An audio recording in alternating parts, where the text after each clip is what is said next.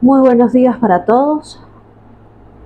Para mí es un verdadero honor venir la mañana de hoy a compartir con todos y cada uno de ustedes esta presentación. Soy la abogada magíster Marilyn Reyes y hoy tengo el verdadero agrado de compartir con todos y cada uno de ustedes esta disertación que combina tres grandes campos del conocimiento jurídico contemporáneo, como lo es el derecho penal, la ciberdelincuencia y la victimología, bajo el título La ingeniería social y la victimología en el ciberespacio. Esto es un paso inmenso que todos y cada uno de nosotros estamos viviendo en una nueva era que la información se ha convertido en el recurso más valioso, pero también el más vulnerable, como lo es el ciberespacio. Este territorio invisible donde circulan datos, emociones, decisiones, ha abierto nuevas oportunidades, pero también nuevas formas de cibercriminalidad. Es por ello que la ingeniería social es una de esas nuevas amenazas. No se trata de vulnerar máquinas, sino mentes humanas.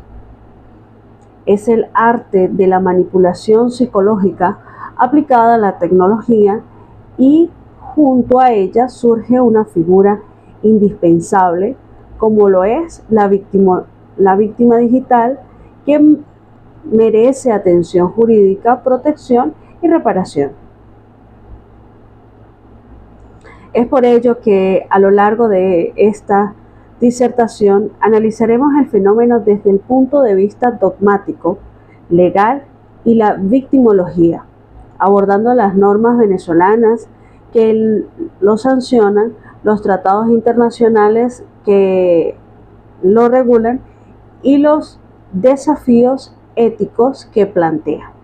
Nuestro objetivo es reflexionar sobre cómo el derecho puede proteger la dignidad humana, incluso en el entorno digital, donde cada clic, cada mensaje y cada dato puede representar un riesgo a una violación a los derechos fundamentales.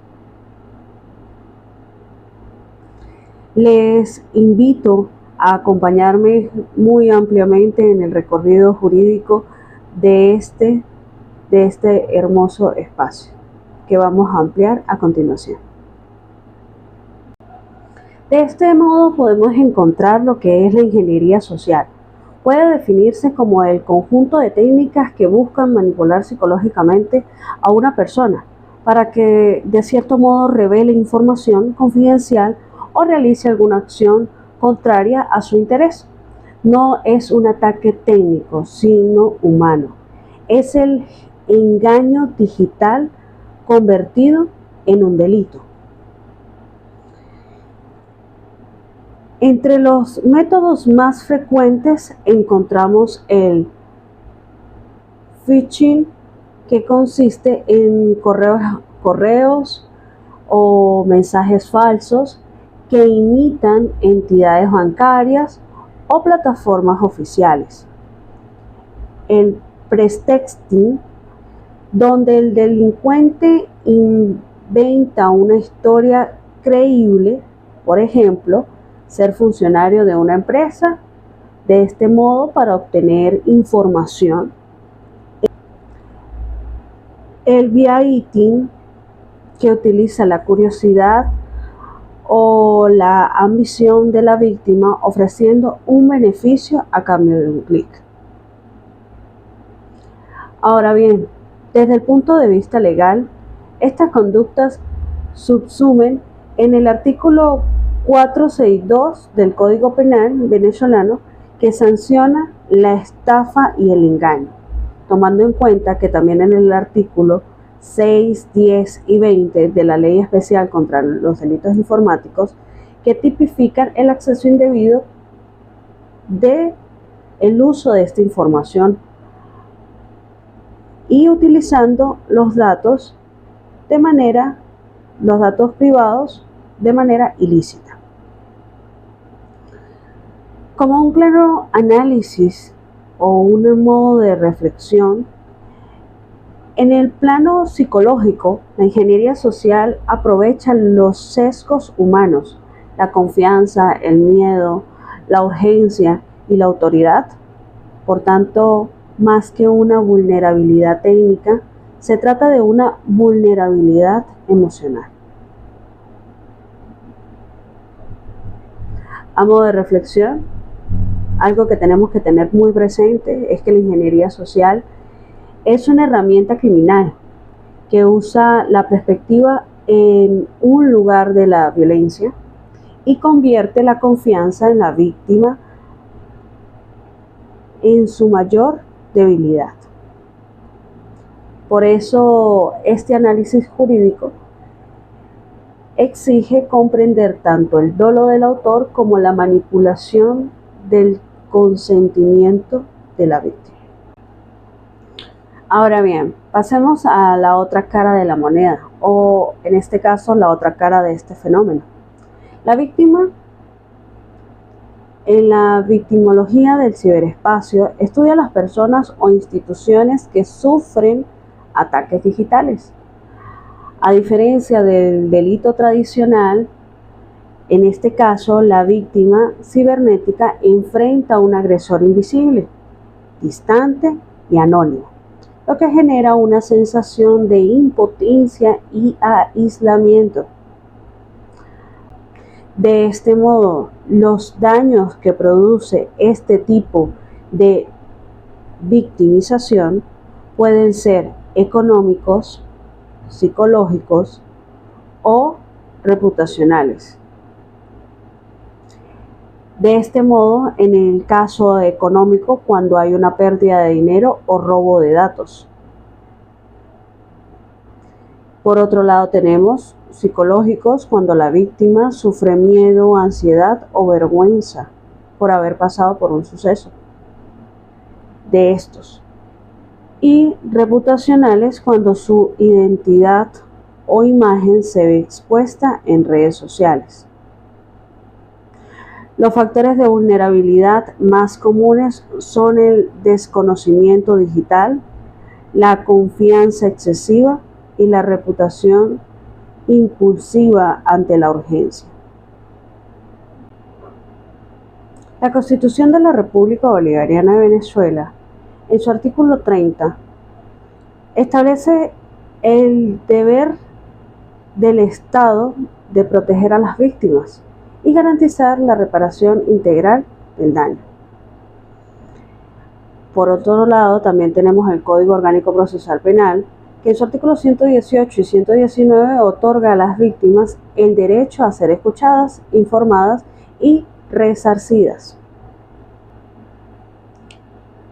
Sin embargo, en el ámbito digital, la víctima enfrenta un problema adicional: la revictimización, el daño de volver a reabrir cada vez que su información reaparece en línea puede llegar a ser tormentoso.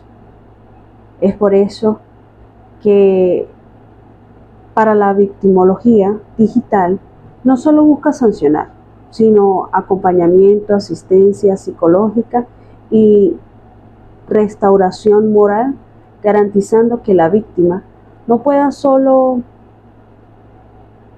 quedarse en el laberinto tecnológico del delito. En este sentido, tenemos el ordenamiento jurídico venezolano. Ofrece herramientas importantes para combatir los delitos informáticos. Por eso, comencemos con la Constitución de la República Bolivariana de Venezuela, que en este sentido es nuestro pilar fundamental y esencial, que en su artículo 60 nos establece que garantiza el derecho a la honra, la vida privada y la confidencialidad de las comunicaciones. Este artículo ampliamente es un pilar esencial de la privacidad digital y la protección de datos personales. También encontramos lo que es la Ley Especial contra los Delitos Informáticos, promulgada en el año 2001. Fue una de las primeras en América Latina en tipificar los delitos informáticos. Cabe destacar que en el artículo 6 sanciona el acceso indebido a sistemas protegidos. También tenemos el artículo 17 que castiga la obligación de información sin autorización. Aunado a ello, tenemos el artículo 20 donde penaliza la violación de datos personales. A modo de reflexión,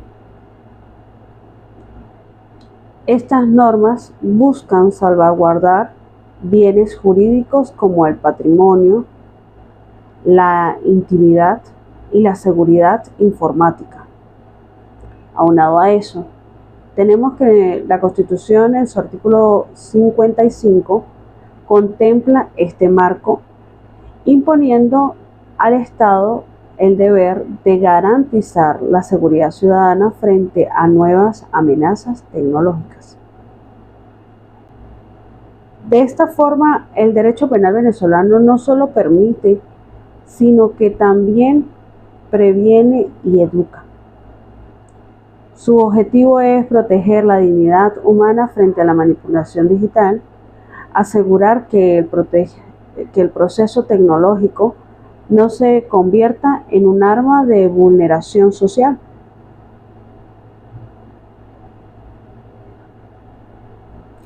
En definitiva, la legislación venezolana ha sentado bases sólidas para actualizarse y de este modo ser responsable al dinamismo del ciberespacio y la evolución constante de cualquier enemigo digital que se pueda presentar.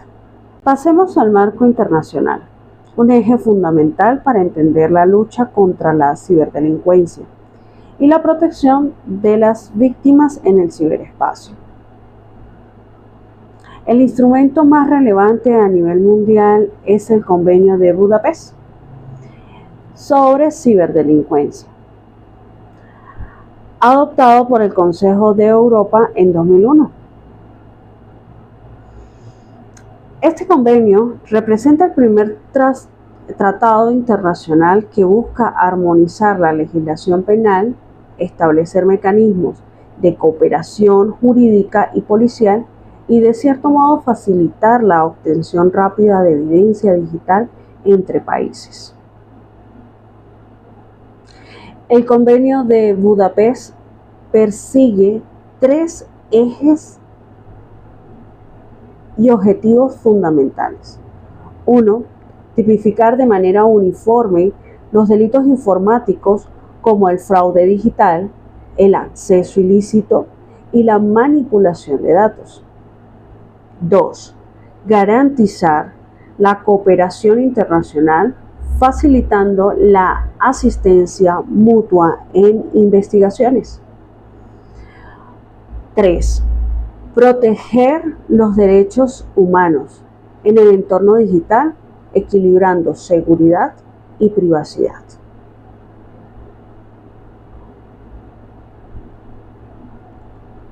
Cabe destacar que este convenio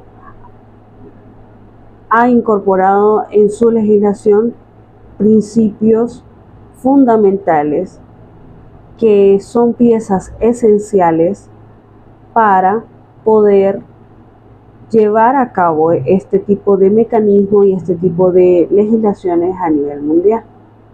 Ha sido uno de los convenios más emblemáticos para tratar de controlar el ciberespacio y de cierto modo evitar y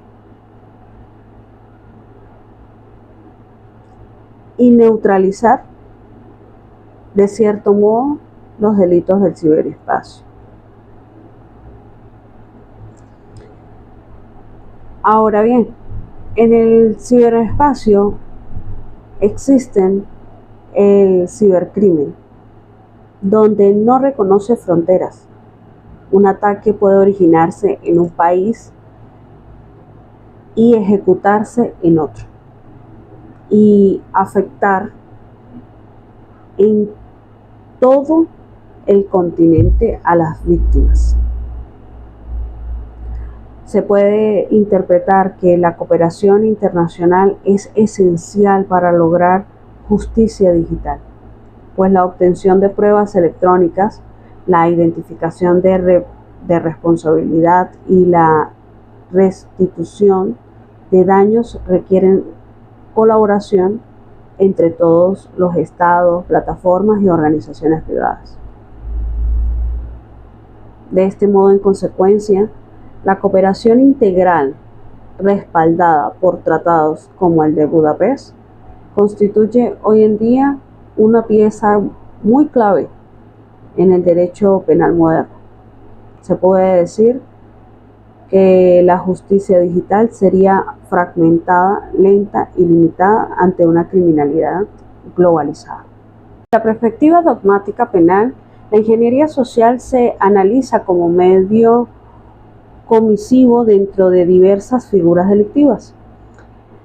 En este sentido, el debate principal radica en determinar si esta conducta debe tipificarse de manera autónoma o si puede subsumirse en delitos tradicionales como la estafa o la usurpación de identidad. Estas grandes interrogantes son muy emblemáticas. Ahora bien, la tipicidad se configura como el autor, mediante maniobras engañosas, induce a la víctima a realizar una acción que causa perjuicio propio o ajeno. El dolo en estos casos es directo y se expresa en la intención consciente de manipular. Un punto de gran relevancia jurídica es el del consentimiento viciado. En el derecho penal no reconoce como válido el consentimiento que se obtiene por engaño o manipulación. Aunque la víctima haya utilizado o haya actuado aparentemente de forma voluntaria, su voluntad fue inducida y el acto mantiene su ilicitud. Para poder reflexionar tenemos lo que es la doctrina penal moderna con diferentes autores, uno como es José Agustina, donde plantea la necesidad de crear agravantes específicos en cuanto el delito se comete mediante ingeniería social, debido al uso combinado de manipulación psicológica, tecnología y anonimato. De este modo, esta figura genera también un debate de autonomía normativa. De este modo, esta es la siguiente pregunta. ¿Debe el derecho penal crear un tipo penal propio para la ingeniería social? ¿O basta con adaptar los existentes?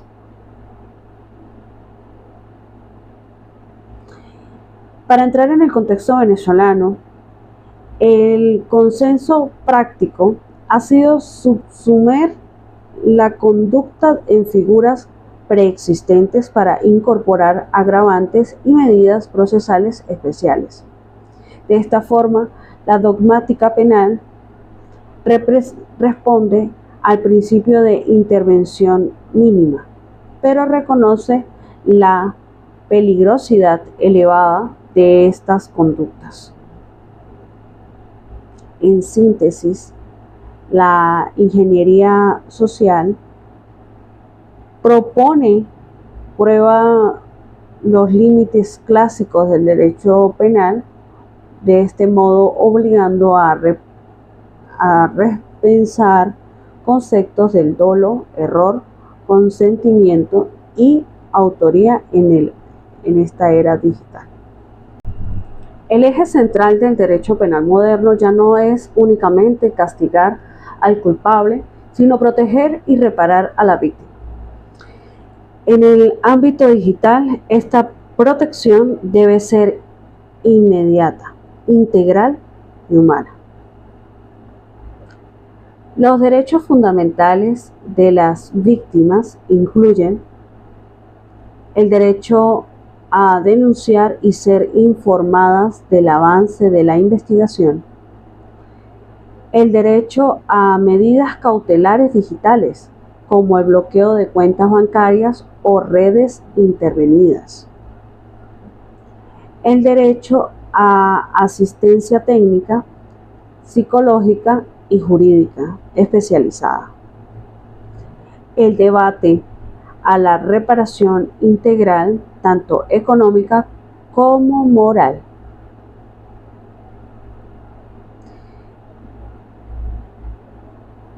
Tenemos que hacer énfasis en el artículo 30 de la Constitución de la República Bolivariana de Venezuela, donde el Estado tiene la obligación de proteger y garantizar estos derechos. A su vez, como se mencionó anteriormente, en el artículo 118 y 119 del Código Orgánico Procesal Penal, refuerza la participación activa de la víctima en el proceso penal. No obstante, en la práctica muchas veces de estos delitos digitales no denuncian por vergüenza, desconocimiento o miedo a la exposición pública.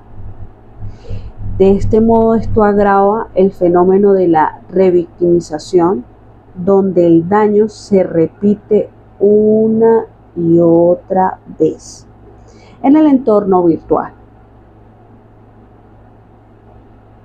Es por ello que el Estado debe crear unidades especializadas en delitos informáticos con equipos multidisciplinarios, como tener en ese equipo multidisciplinario abogados, psicólogos forenses, analistas de sistemas, capaces de brindar acompañamiento integral.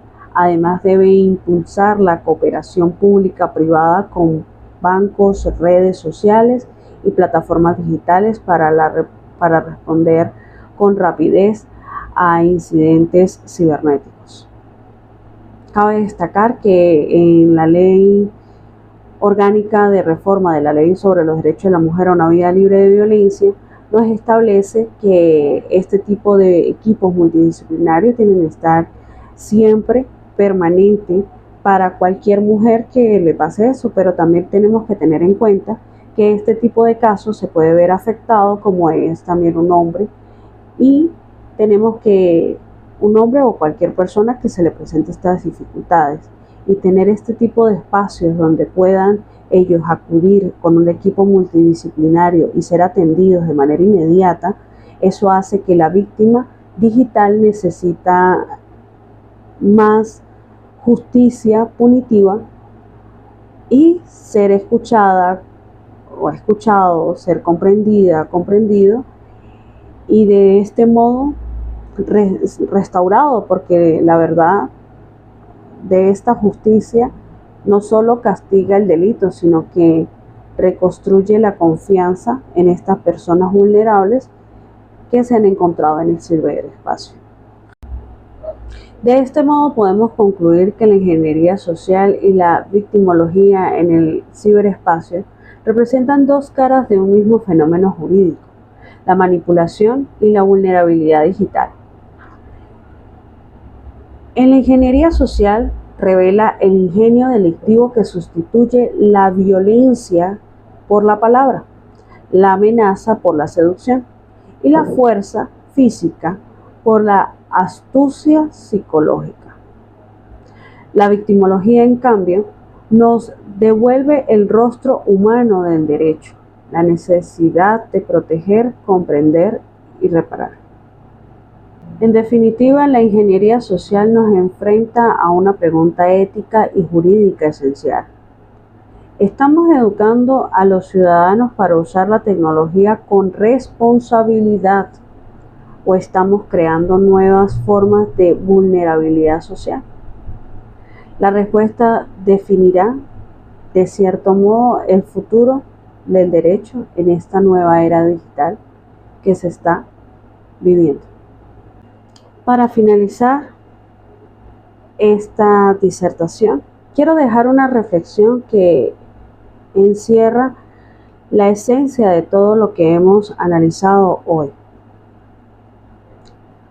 La verdadera seguridad comienza cuando comprendemos que detrás de cada pantalla hay una vida que merece respeto. De este modo, la justicia digital no se reduce a castigar delitos.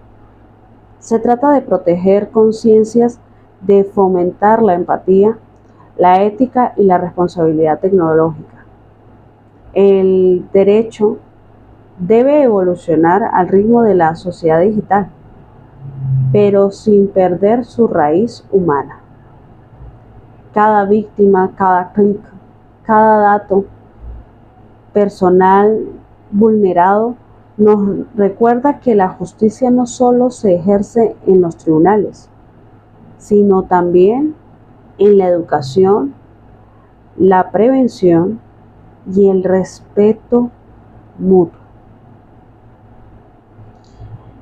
Desde mi corazón les agradezco profundamente su atención, su tiempo y su apertura para reflexionar sobre este tema que hoy nos concierne a todos. Sigamos construyendo un derecho que no solo sancione, sino que proteja la dignidad humana en el universo digital. Muchísimas gracias por su atención.